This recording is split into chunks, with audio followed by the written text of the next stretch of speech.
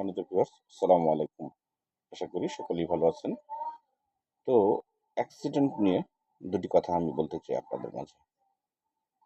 হরহামেশাই প্রতিদিন অ্যাক্সিডেন্ট ঘটেই চলেছে।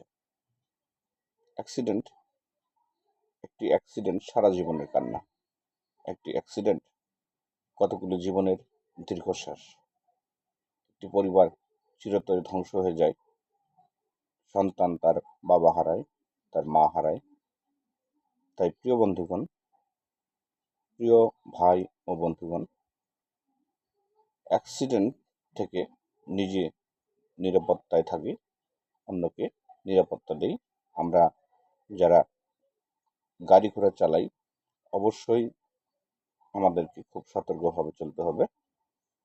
এতে করে আমরা নিজেরাও যেন নিরাপত্তায় থাকতে পারি এবং অন্যকেও যেন আমরা নিরাপত্তা বা নিরাপদে রাখতে পারি। আসসালামু আলাইকুম।